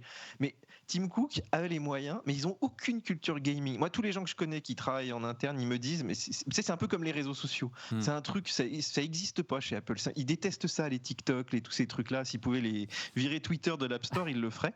Mais le jeu vidéo, c'est dommage parce que je trouve que ça te permet de renouveler aussi un petit peu tes utilisateurs. Ça permet de pousser aussi les machines un peu, de voir un peu les limites et tout. T'imagines si t'avais quasiment l'équivalent d'une PlayStation pour 2 fois moins cher, avec un truc qui consomme rien, qui fait pas de bruit, mais ce serait génial. Et franchement, quand tu vois les Nvidia Shield, enfin même les jeux qu'il y a sur Nintendo, enfin ça demande pas des puissances de ouf. Il manque que les studios, il manque que l'envie, parce qu'Apple a des moyens, donc il manque que l'envie. Ils doivent absolument être dans une stratégie d'achat de studios, de jeux vidéo, des gens qui créent et qui développent des jeux vidéo. C'est exactement ce que Microsoft fait, c'est ce que Sony fait. C'est un peu pas encore signé. Hein. Non, mais bon, c'est vrai que Microsoft et Sony sont quand même dans cette attitude, en fait, dans cette dynamique-là, et c'est vraiment important. Maintenant, il faut quand même effectivement relativiser. Nintendo, c'est un cas très particulier sur le marché du jeu vidéo, où effectivement, c'est une entreprise qui peut se permettre, avec des consoles de jeux qui sont vraiment pas très puissantes. Pour rappel, quand la Nintendo Switch est sortie, elle était déjà dépassée. Oui, l'Apple TV, vous avez vu sur le slide tout à l'heure, lui met un vent. Tout à fait. Elle est 3 fois plus puissante aujourd'hui. Donc voilà. Et Nintendo a vraiment ces jeux un peu fun, où le graphisme n'a pas beaucoup d'importance, etc. Je vais me faire jeter des pierres. Apple, il pourrait recruter du créatif, se faire ses équipes, comme ils font pour Apple TV, c'est-à-dire arriver à recréer même quelques petits jeux un peu emblématiques, et en prenant des talents, quoi. Mais il n'y a aucune envie, je pense que c'est vraiment pas du tout dans leur culture. Et toi qui es fan, Driss, de la, on va en parler tout à l'heure, de la Nvidia Shield, notamment le modèle Pro, celle-ci, elle s'ouvre à des solutions de cloud gaming qui permettent, même si tu n'as pas la bibliothèque de jeux native, ni la puissance de pouvoir jouer en gros dans le cloud. Et Apple, non seulement, à part pour Apple Arcade, ne l'autorise pas, mais l'interdit carrément pour la concurrence. C'est un non-sens total. On pourrait jouer à ces jeux PlayStation et Xbox avec une application, ce serait génial. Ouais, t'as tout, t'as la manette, t'as le hardware, t'as ce petit boîtier et t'as la connexion internet en théorie, sauf chez Didier. Mais à part ça, je veux dire, ouais, il y a tout, c'est incompréhensible. Il va installer. Et t'as un Apple One avec, tu peux avoir différents abonnements, t'as Apple Arcade, mais ouais, ça reste du casual. Alors revenons sur la. Oui. Si je ne m'abuse, en fait, il y a quand même une application de chez Sony pour pouvoir, si on a une PlayStation 4 ou une PlayStation 5, pouvoir jouer au jeu directement sur l'Apple TV, comme on peut le faire sur un smartphone ou un iPad, à vérifier, mais je pense que c'est quand même le cas. Vous nous dites dans les réactions sur Twitter et sur YouTube, et vous nous corrigez si on a dit une bêtise. Oui, Didier. Mais je dirais, en plus, c'est de croire, parce que Apple l'interdit parce que je pense que c'est pour des raisons de concurrence, ils ont l'impression que ça va leur bouffer leur Apple Arcade, alors que c'est tout le contraire. C'est-à-dire que si tu attires du gamer sur l'Apple TV, eh ben, ils vont peut-être regarder du côté d'Apple. Enfin, en fait, c'est comme quand tu as plein de boulangeries au même endroit, bah, c'est parce que finalement, les gens ils savent que par là, il y a des boulangeries d'ouvertes, donc ils y vont. Et ça crée un marché. Et là, Apple Arcade aujourd'hui, en plus, il n'y a même pas de vraie démo, tu vois, c'est quand même hyper fermé comme système. Donc, pour donner envie aux gens aussi d'utiliser cette console, ça aurait été un moyen formidable. En plus, le streaming, ça leur coûte rien d'autoriser ça, franchement. C'est assez incompréhensible. Alors, un argument en faveur d'Apple TV, en revanche, face à la Nvidia Shield, Didier, tu l'as démontré en amont de cette émission, également dans ta vidéo, je vous invite à la voir, mais également le site Flat Panel HD qui en a longuement parlé dans son article, c'est que l'Apple TV consomme beaucoup moins d'électricité, tu l'as souligné également Christophe, hein. L'Apple TV 4K et la nouvelle puce A15, donc elle est gravée à 5 nanomètres, celle-ci, la consommation d'énergie est inférieure à celle de la Chromecast de Google TV, hein, et également 50% inférieure à celle de la Nvidia Shield. Voilà, de 2019, c'est vrai, mais bon, voilà, c'est important. Voilà tes mesures de puissance et de température, Didier. Et il faudra rappeler que certains jeux dépassent les 150 watts, hein, sur PlayStation 5 notamment. Ça ne dépasse pas les 6 watts sur la dernière Apple TV pour un jeu équivalent. Et évidemment, bien sûr, s'il n'y a pas les mêmes animations graphiques, ça ne vaut pas. On avait un petit slide qu'on a, je ne sais pas si on l'a préparé, pour vous donner quelques exemples, mais c'est assez parlant. Voilà, en termes de puissance et de consommation électrique, vous voyez qu'elle progresse de génération en génération et qu'en veille, elle consomme moins d'1 watt. Revenons à l'usage premier de l'Apple TV, une solution pour regarder des vidéos en streaming. La principale nouveauté cette année, on l'a dit, c'est le support du HDR10+, en plus du HDR classique et de Dolby Vision, apparu sur les versions précédentes. Qu'est-ce que c'est concrètement, Driss, le HDR10+? C'est le concurrent, si je puis dire, direct du Dolby Vision. Tu as certaines télés qui n'ont pas le Dolby Vision, notamment ton Samsung Frame, par exemple. C'est vrai, j'étais très déçu. Qui vont avoir du HDR 10+ à la place. Je n'avais pas donc le Dolby Vision sur moi quand je branchais mon Apple TV. Là, maintenant, j'ai l'HDR 10+. Bon, sachant que même si tu n'as pas le Dolby Vision, théoriquement, c'est compatible. Il y a une compatibilité descendante, donc tu peux avoir du HDR 10, qui est la version de base du HDR. Donc là, Apple a commencé déjà, et ça c'est l'avantage de maîtriser le contenu et le hardware, a commencé à décliner tout son catalogue de films, iTunes entre guillemets, et certains titres Apple TV+, dans l'application. Il faut que maintenant Netflix, MyCanal, Amazon Prime s'y mettent, comme ils se sont mis au Dolby Vision, donc ça va arriver. Oui, c'est à toi que je m'adresse. Oui, écoute. Pas de différence entre le 10+ et le Dolby Vision? Il n'y a pas des partisans de l'un ou de l'autre? Écoute, moi, j'ai pas testé. Ce que j'en ai lu sur le web, c'est qu'a priori, le Dolby Vision aurait un petit peu l'ascendant au niveau du pic de luminosité, pic max, sachant que bon, les télés plafonnent aussi au niveau des pics de luminosité en lumens. Donc voilà, c'est à peu près tout ce que j'ai pu trouver comme info sur le web. Après, bon, je suis tenté de te dire, faut le voir aussi. Ouais, c'est surtout en fonction de la marque de sa télé, tu l'as bien résumé tout à l'heure. Hein. Il y a des télés qui sont compatibles Dolby Vision, d'autres qui sont notamment les LG par exemple. Les LG prennent tout. Voilà. Et si vous avez une Samsung, c'est du HDR. Ils veulent pas payer la licence. C'est la troisième version, je ne sais pas, Laurent, Christophe ou Didier, la troisième version de la 4K. On aurait pu penser qu'elle progresse. On reste scotché à 60 Hz. Hein. Ouais, écoute, oui. C'est tout le paradoxe de cette évolution incrémentale. Parce qu'aujourd'hui, on est à combien? 120 Hz en 4K aujourd'hui? Il y a du 120 Hz, ouais. Il y a du 120 Hz surtout grâce à l'HDMI 2.1, on pourrait largement.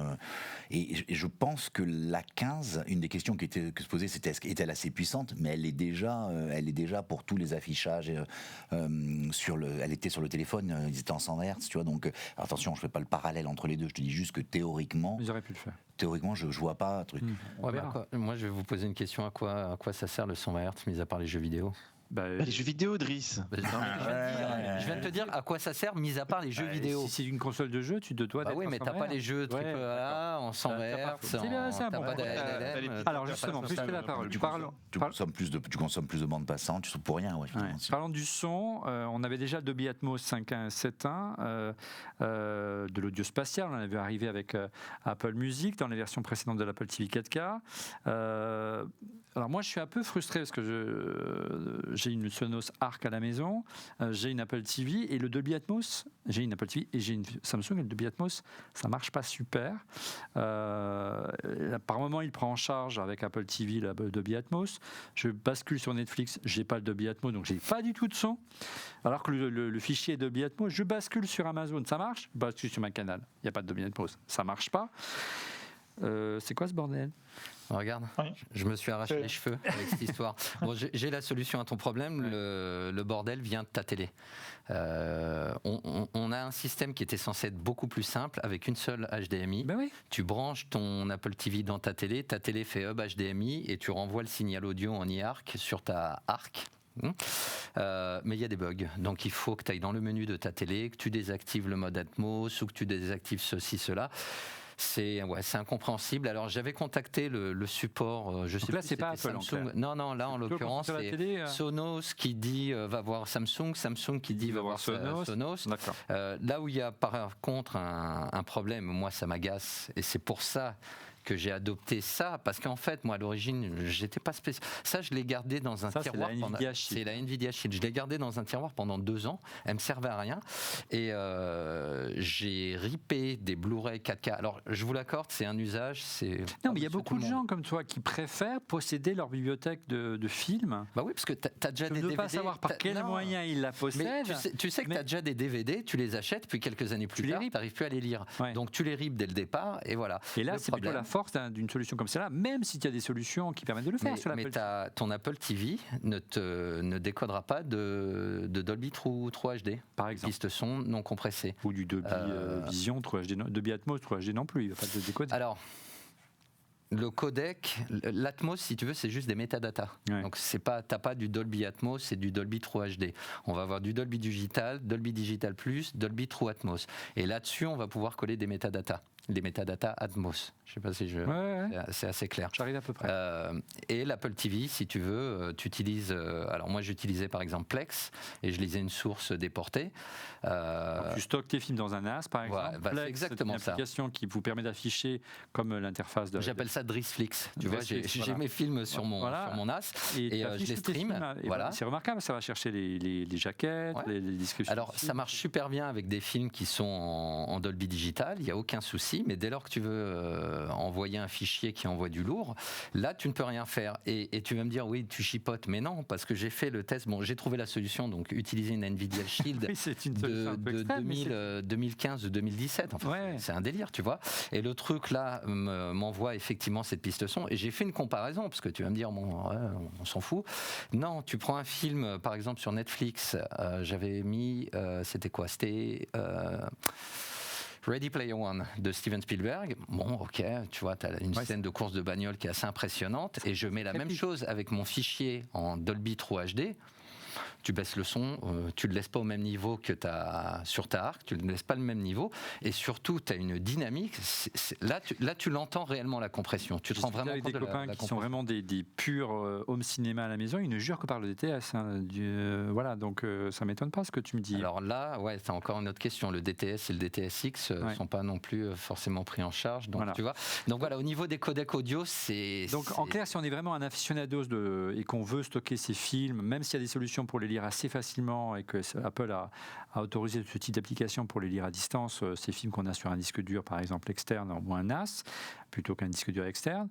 Si on est vraiment un aficionado, qu'on veut avoir tous les formats, etc., Apple TV c'est une solution avant tout de streaming. C'est une solution de streaming. L'interface est beaucoup plus léchée, beaucoup plus, elle rend beaucoup mieux sur ta télé, etc. C'est vrai que tu sens que la Shield c'est le monde informatique. Tu vois, c'est une interface Android, c'est au niveau des contrastes, au niveau des aplats de couleurs, tout ça. Bon, c'est moche, on va le dire. C'est vrai que l'interface de l'Apple TV, tu la préfères, mais à un moment, quand tu lances ton film, l'interface, tu t'en fous. Ouais. Là, si tu veux vraiment son jukebox à la maison, c'est pas forcément le voilà. meilleur des choix. Mais effectivement, j'insiste là-dessus, c'est un usage plus. Il y a un internaute qui nous dit que l'Apple TV prend en charge le DTS HD EMA pour les médias locaux uniquement si vous payez la licence Infuse notamment. Oui, bon, d'accord. Enfin, ça... Bon voilà, on retombe tu vois, dans les usages. Pour clore le registre technique, un mot sur les performances réseau et sans fil. On passe au Wi-Fi. Elle ne bouge pas en fait, le Wi-Fi. Ça reste du Wi-Fi 6, il n'y a pas des Wi-Fi 6E et on reste en Bluetooth 5. On va parler du Wi-Fi justement des performances réseau parce qu'Apple, pour la première fois, a implémenté un standard qui s'appelle le Matter. On sent bien, Christophe, que Apple veut positionner sa box comme étant le centre, le hub de la maison connectée. Pour la première fois sur la version Ethernet Gigabit, il y a l'implémentation de Matter. Matter, c'est quoi ?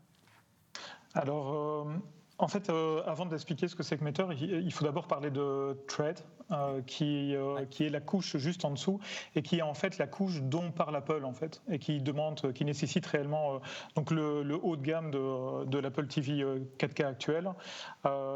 Thread, c'est vraiment la partie réseau, donc qui va venir permettre à l'ensemble des objets connectés de la maison de venir se parler de manière efficiente en mesh, exactement comme le fait aujourd'hui beaucoup de solutions en Wi-Fi 6, 6E, etc., etc. Et puis au-dessus, on va avoir Matter. Et Matter, c'est un protocole, une standardisation de comment les objets doivent réagir et se parler sur un réseau, de manière à ce que tout le petit monde qui aujourd'hui utilisait leur propre protocole, parfois des protocoles un peu standardisés, mais pas trop, etc., etc. Maintenant, normalement, tout cet écosystème va pouvoir être homogène grâce à Matter, qui fonctionne sur Thread. Il pourrait fonctionner sur autre chose, mais en tout cas ici, Apple le voit comme ça. Donc Matter sur Thread va pouvoir vraiment homogénéiser et rendre plus fluide aussi la communication avec tous les devices. Mais ça, on ne peut le faire aujourd'hui qu'au travers, en tout cas en parlant de l'Apple TV, que de l'Apple TV 4K haute. Donc on est au début d'une histoire, parce qu'il faut que l'ensemble des devices, des appareils qu'on a donc à la maison qui ne se communiquent pas entre eux, par exemple un Alexa va communiquer avec un Google, et un Google... Non, mais surtout des devices. Là tu parles effectivement des boîtes auxquelles tu parles, mais les ampoules. Tu vois, des ampoules. Sauf que, tu vois, il y a des prises connectées qui fonctionnent avec Alexa, d'autres qui fonctionnent avec Home. Là, si elles adoptent Matter, il y aura plus ce problème-là. Ouais, oui. Il y a le mais c'est que les ampoules les plus répandues aujourd'hui, ils ont dit qu'ils passeraient pas, ils resteraient sur Zigbee.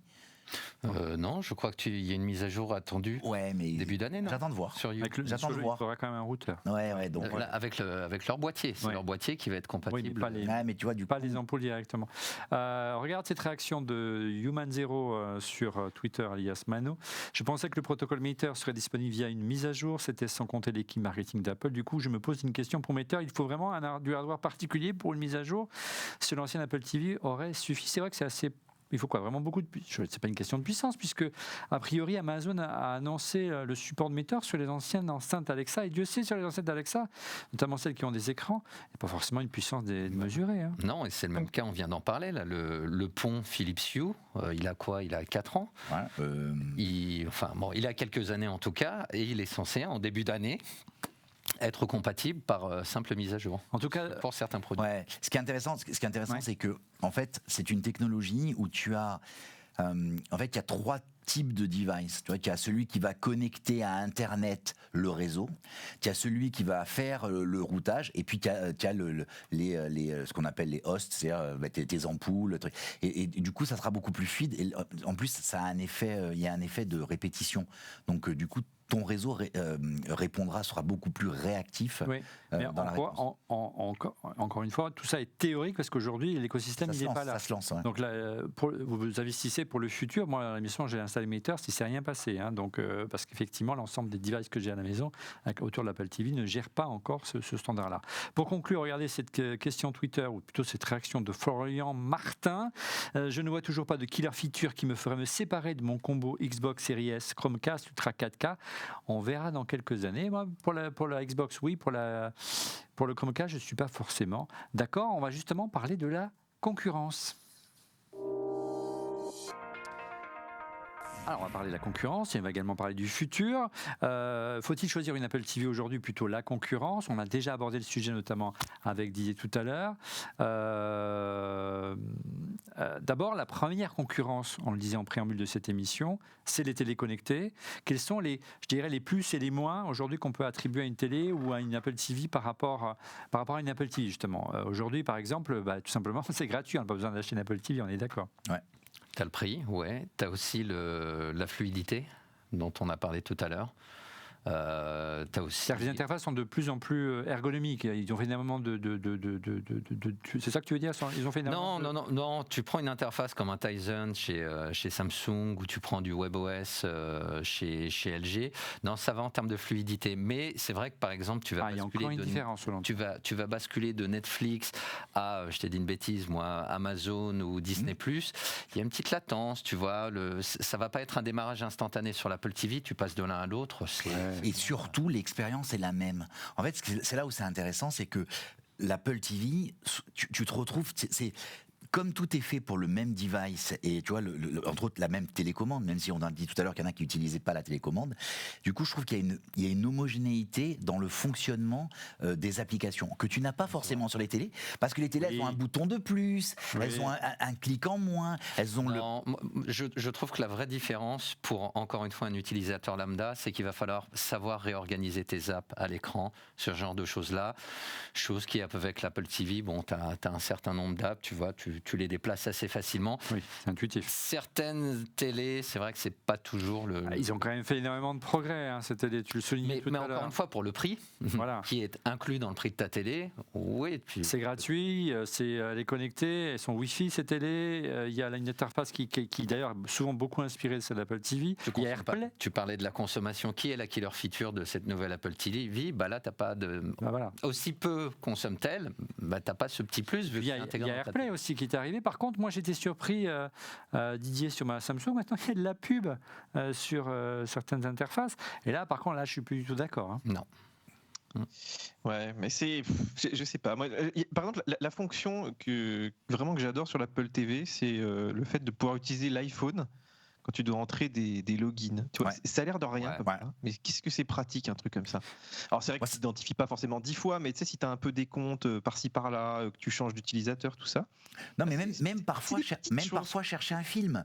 Tu cherches un film, tu commences avec le clavier A, B, C, tiens, qu'est-ce que je regarde ce soir? Finalement, tu prends ton téléphone, tu le tapes à côté, tu vas beaucoup plus vite avec un clavier. Ou de pouvoir dicter les lettres, je sais pas si les gens le font, tu peux dicter les lettres à Siri pour ton mot de passe ABCD. Tu lui dis A, B, C, D, il écrit, et ça va 10 fois plus vite que de le taper. Et ça, pour l'instant, les mots de passe, c'est vrai. Après, pour les programmes télé, la commande vocale marche plutôt pas mal.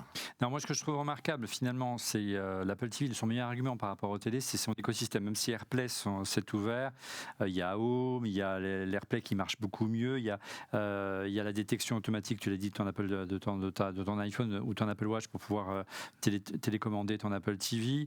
Il détecte, il me reconnaît, donc il me proposera mon profil, ou alors je vais avoir la possibilité tout simplement de faire des choses de manière beaucoup plus simple, beaucoup plus intuitive. Regardez ces réactions sur Twitter qui sont à la fois partagées autour de pour ou contre la concurrence. Une réaction Twitter d'un fan de Formule 1, il s'appelle Ayrton. Je ne pense pas qu'il manque à l'Apple TV. Je pense pas qu'il manque à l'Apple TV des choses, mais il manque des évolutions à tvOS, l'interaction avec l'appli Home, c'est vrai. Des jeux pour tirer parti de cette puissance de processeur, c'est vrai. Des multiprofils iOS, ça c'est arrivé, ça le multiprofil sur l'Apple TV, pas sur iOS, mais il est arrivé sur l'Apple TV pour basculer d'un compte à l'autre. Et la maturité matérielle est là, mais pas le logiciel. C'est vrai qu'il tâtonne. Regardez cette autre réaction de Tifou18, bon petit boîtier TV. J'ai un téléviseur LG OLED très récent, mais la qualité de navigation entre les apps, il n'est pas d'accord avec toi, Didier. Dans les apps, ainsi que les petits avantages à être dans l'écosystème Apple, ça fait vraiment la différence. Photo, vidéo, direct dans l'Apple TV, connexion des AirPods. Ça, c'est vraiment sympa, les AirPods. Le soir, quand il est tard, vous glissez vos AirPods et automatiquement elles sont reconnues. Vous ne réveillez pas toute la maison, c'est plutôt sympa. Ouais, tu réveilles pas tout le monde pour regarder. Non, c'est les petits plus. Hein. Et la dernière réaction de Antoine, regardez, la qualité de la fluidité de l'OS justifiait lui seul l'achat selon moi. J'ai une télé LG, j'ai vraiment l'impression de l'utiliser à pleine puissance depuis l'acquisition de l'Apple TV. Moi, ce que je trouve sympa, en tout cas, ce qu'on n'a pas C'est la simplicité.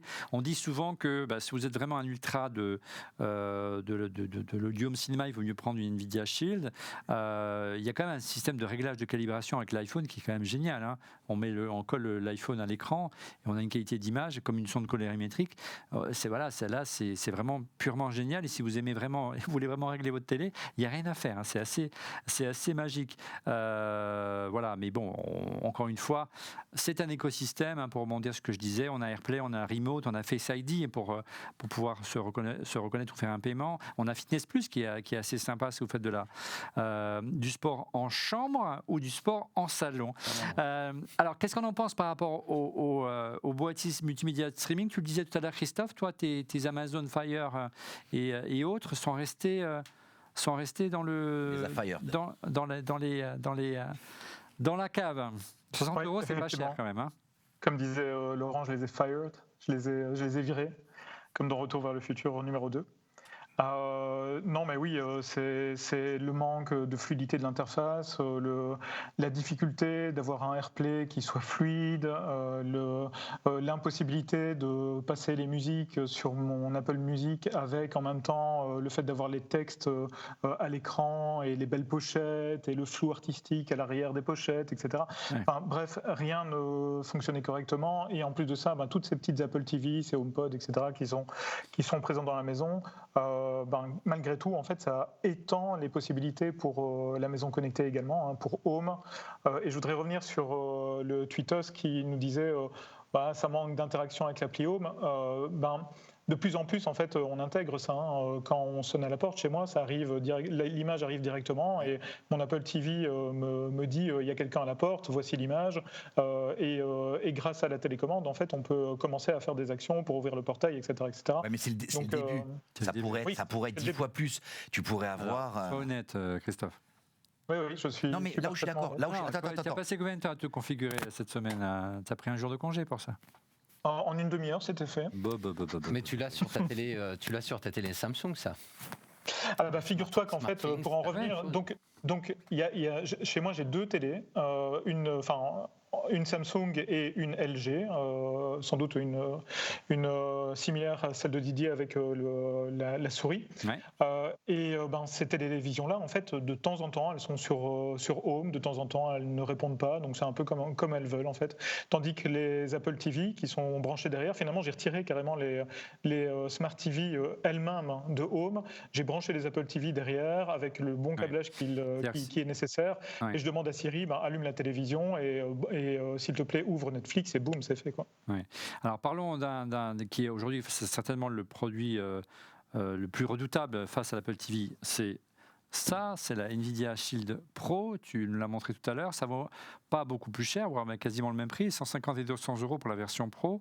Tu l'as dit, si vraiment on est un aficionados, on veut stocker son contenu à la maison, c'est le produit qu'il vous faut. Hein. Et tous les formats audio, tous les formats vidéo sont pris en charge. Et puis une longévité hallucinante. Hein. Moi j'ai la V1. La première version et je continue à avoir des mises à jour d'Android TV, etc. Après, j'insiste là-dessus, l'interface est beaucoup plus austère. Il nous parlait des pochettes vidéo, etc. Là, c'est moche. Hein. Ouais.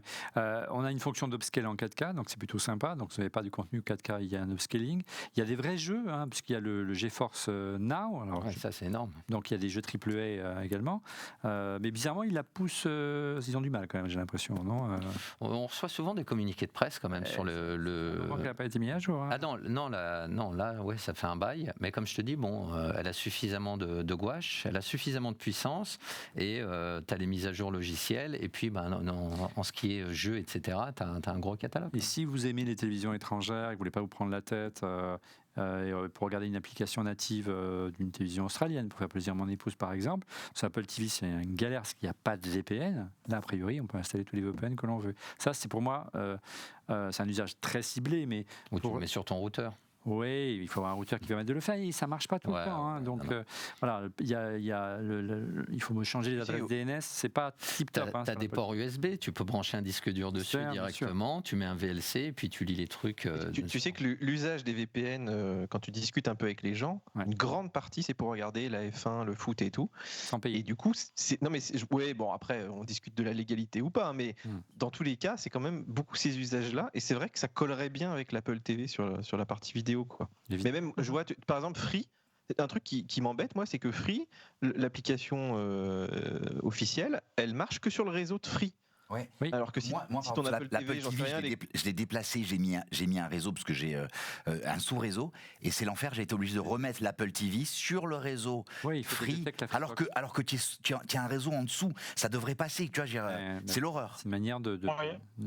Après, c'est assez facile aussi de. Désolé Olivier, je t'ai coupé. Non, vas-y. C'est assez facile de remplacer un VPN. Effectivement, c'est pas possible de mettre un VPN sur l'Apple TV, en tout cas pas avec des fonctionnalités en fait de consommateurs. Par contre, il existe quelque chose qu'on appelle le Smart DNS. Ce sont des services qui sont utilisables comme un VPN et du coup c'est une petite configuration sur l'Apple TV et ça fonctionne très bien, quoi. Ça marche du proxy aussi, il y a le proxy qui permet aussi de détourner. Bien, mais par moment ça marche pas. C'est-à-dire qu'il y a quand même des services de streaming qui arrivent quand même à détecter et tu n'arrives pas à le. Voilà, ça va pas aussi loin qu'un VPN et puis surtout ça crypte pas tes données, donc on te voit sur le réseau. Alors quel futur pour l'Apple TV? Comment vous voyez le futur de ce petit boîtier qui à l'origine était un hobby pour Steve Jobs, c'est comme ça qu'il le présentait. C'est un hobby qui dure. Ça fait presque 15 ans qu'elle est là maintenant cette. C'est ça, presque 15 ans qu'elle est là. Quelle fonctionnalité vous souhaiteriez voir? On a vu beaucoup de rumeurs depuis 2 ans, Didier, autour de l'arrivée d'une version avec une enceinte intégrée, avec un HomePod. Elle existe chez Alexa. Est-ce que tu crois que c'est une option possible? On sait que, voilà. Je nous écoutais parler de tous ces formats, de la complexité des télécommandes et tout, Olivier. Ça ferait du sens quand même. Moi, je trouve que ça a plus de sens presque maintenant qu'ils fassent une télé. C'est-à-dire qu'en fait, rajouter un petit écran, tu vois, derrière ça, tu te dis que ça pourrait être pas mal. Et surtout, ça pourrait aussi les motiver parce qu'il y aurait des belles télé Apple dans les Fnac et tout. Les gens, ils voudraient peut-être un truc, tu vois, un peu de Apple déjà, je sais pas, un design. Et finalement, tu t'aperçois que y en a plein qui fabriquent pas leurs dalles et qui font quand même des télés, donc ça marche quand même. Il y en a beaucoup. Et je sais pas, moi je verrais bien un truc comme ça quand même. Voilà. Pratiquement tout le monde, ils ont des dalles LG. Oui, c'est clair. En tout cas, on a encore espoir. On peut encore avoir espoir qu'Apple ait des velléités en matière de jeux vidéo. Oui, alors au vu de ce qu'il y a dans le catalogue de processeurs d'Apple. Apple a quand même dans son catalogue aujourd'hui quelques puces.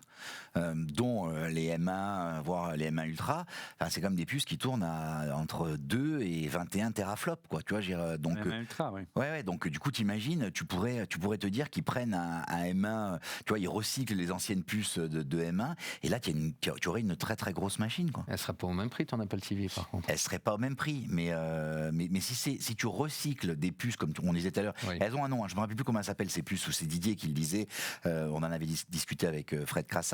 Et c'est dès qu'il détecte un bug, en fait, il reprogramme la puce pour qu'elle utilise que les parties qui fonctionnent. Pourquoi pas, par contre, tu vois, Laurent, l'Apple TV aujourd'hui, finalement, quelle différence elle a avec un Mac quelque part? Tu sais ce que tu me disais l'autre jour au téléphone, effectivement. C'est une sorte de Mac mini que tu peux pas mettre macOS, mais bon. Ouais, c'est vrai. Elle a la limitation.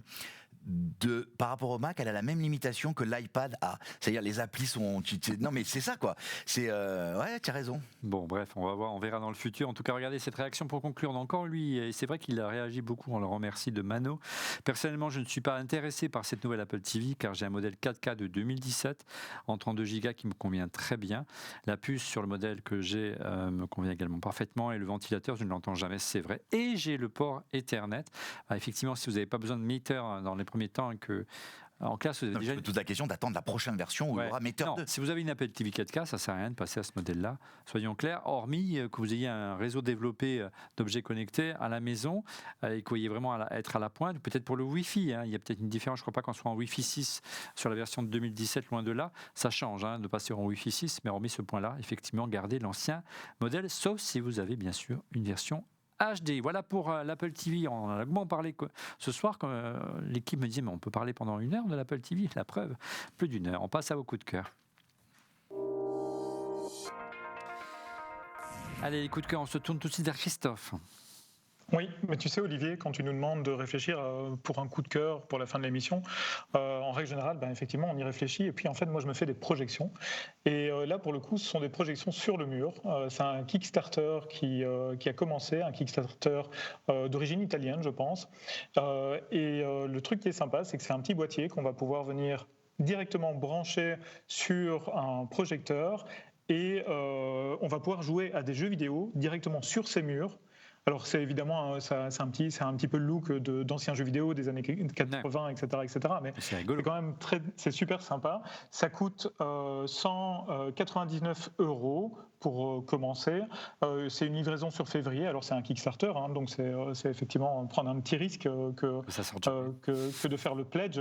J'ai entendu dire que certains chroniqueurs jamais reçu leur produit. Avaient déjà eu des problèmes, mais voilà, non, jamais reçu leur produit. Pas du tout de qui tu veux parler. Non plus. N'est-ce pas, Laurent? Mais voilà. Merci, donc, en tout cas, ça a l'air vraiment canon, effectivement. Je donne juste une info. Si les gens ne sont pas intéressés, les gens peuvent ne pas être intéressés, aller à minima voir les vidéos. Les vidéos sont ouf. Et ce que je trouve génial, c'est que ils ont réussi à faire un truc qui est assez compliqué, c'est de comment tu fais pour dessiner ton appartement et utiliser les éléments de ton appartement, un cadre, une porte, une télé même. La vidéo du Kickstarter, elle est vraiment plaisante. Voilà. Oui, on peut imaginer des jeux, comme on l'a vu tout à l'heure sur une façade, il faudra quand même un vidéoprojecteur assez puissant. Didier, de ton côté, ton coup de cœur.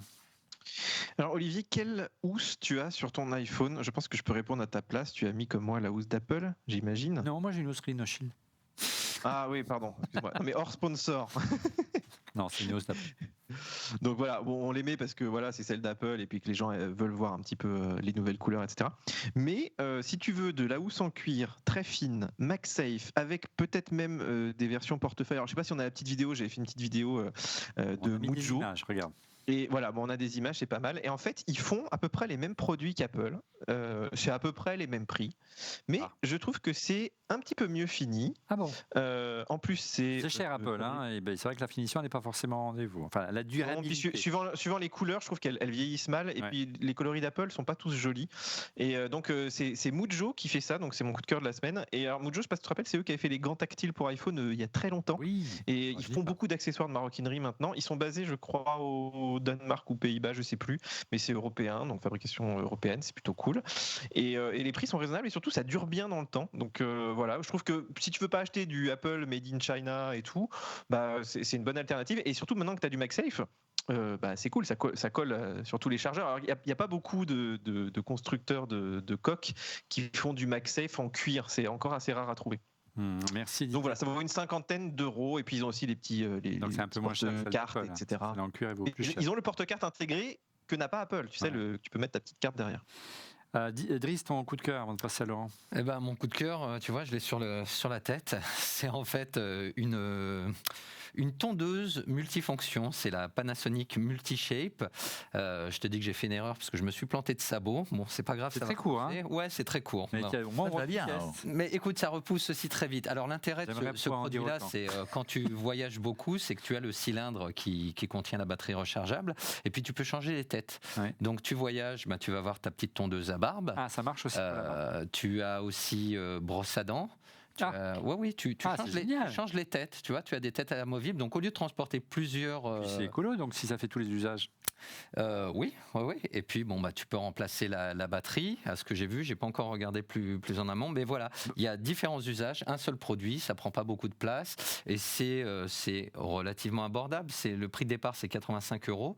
Et si tu rajoutes les différentes têtes, je crois que ça monte jusqu'à 120 € si tu veux la galerie complète. Ouais, le Black Friday va faire son office. Mais c'est bien parce que tu vois, tu voyages, t'emmènes ta brosse à dents électrique, tu as déjà un device à recharger, puis ça prend de la place et du poids, etc. Puis t'emmènes aussi ta tondeuse à barbe. Bon, tu as encore un deuxième device et voilà. Je ne savais pas aussi coquille, monsieur. Mais écoute, voilà, mais te plante pas de sabots parce que sinon tu finis. Oui, mon problème c'est que si je me plante, ça repousse plus. Laurent, ton coup de cœur? Moi, c'est une application totalement indispensable. Ah oui. C'est une application. je vais pas dire qu'elle est inutile, mais elle est très bien réalisée. En fait, c'est une application qui s'appelle Façade, qui est développée par un développeur indépendant. Alors, c'est un ancien chroniqueur c'est un ancien chroniqueur de 9 to 5 Mac, le spécialiste du retail. Il était spécial retail chez 9 to 5 Mac. Mais l'appli, elle est vachement bien faite. En fait, il y a l'intégralité de tous les Apple Store au niveau mondial. Donc, mais avec hyper fluide, tu te choisis par pays, par design, quand est-ce qu'il est. C'est l'encyclopédie des Apple Store. Tu peux liker, tu peux dire celui-là je veux y aller, celui-là j'y suis allé. Voilà. Donc tu vois, moi j'ai fait dans les favoris, dans ma liste de favoris. Pour les fanboys, on est d'accord. Ouais, c'est exactement, c'est pour les fanboys. Et puis même si on n'est pas fanboy, on se dit tiens, j'ai envie de voir comment sont les Apple Store ailleurs dans le monde, et ou même dans son village quand on n'a pas l'Apple Store, c'est vachement bien. Il y a des très très belles images. Donc elle est gratuite. Donc du coup, tu vois, tu peux. Je confesse que chaque fois que je déplace. C'est mon ami Cyril qui m'a envoyé un texto me disant j'ai trouvé une application parfaite pour toi. J'ai cliqué, je dis mais bien évidemment tu as mis dans le mille.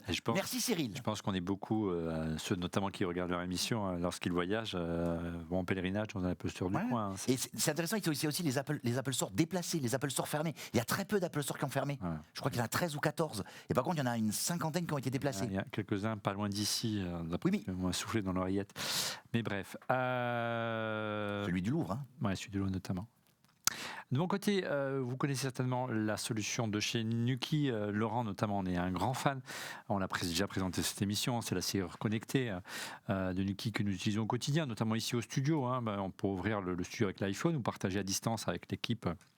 L'accès au studio, c'est très pratique. Il se fixe sur votre serrure existante d'une porte d'entrée et vous permet d'ouvrir simplement avec votre iPhone la porte. C'est motorisé. Vous pouvez ouvrir avec également votre Apple Watch ou simplement en parlant à un HomePod. Et sachant que le tout est compatible HomeKey. La nouveauté, regardez, vous l'avez entreaperçu, c'est qu'il manquait une solution pour pouvoir, avec un petit... il y avait un pad pour pouvoir rentrer un code si votre téléphone tombe en panne sèche. On fait comment? Alors, toujours la clé, bien sûr, mais on peut toujours ouvrir avec une clé. Mais il y avait un pad qui permettait de rentrer un code, et moi je trouvais pourquoi ne pas mettre un système d'empreinte digitale? Eh bien, c'est arrivé. C'est donc le Nuki Keypad 2.0 qui permet de mémoriser l'ensemble des petits doigts de toute la famille et de pouvoir rentrer, même si votre iPhone est enrayé, même si vous avez une coupure Internet, ce qui m'est déjà arrivé. C'est vachement bien pour les enfants, par exemple. Ça t'évite, tu vois, ils peuvent rentrer à la maison, ils tombent en panne d'iPhone, ils ne pouvaient pas ouvrir la porte, tu n'es pas obligé d'avoir une clé, c'est génial. Et tu n'oublieras pas ton code. Voilà, c'est la version 2.0 du Nuki Keypad. C'est simple à installer, c'est sûr et efficace. Ça vous permet de rentrer chez vous en cas de coupure, même de coupure d'Internet, donc c'est vraiment remarquable. Et ça coûte 159 €, Laurent. Tu parles de Nuki, je voudrais poser une question à nos auditeurs. On a l'opportunité de rencontrer le PDG de Nuki dans une dizaine de jours, et pour lui poser des questions. Donc je dis à tous ceux qui nous écoutent, si vous avez une question que vous voulez poser à Nuki, mettez-la en commentaire. Alors si vous nous regardez sur YouTube, si c'est sur Twitter, faites-le sur Twitter en mettant @Laurent, LORAN, pour que je vois la question, et je me ferai un plaisir de lui poser la question. Il vient en France, il est allemand, il vient en France, et on a l'opportunité de le rencontrer. Donc posez-nous toutes vos questions. Merci à vous.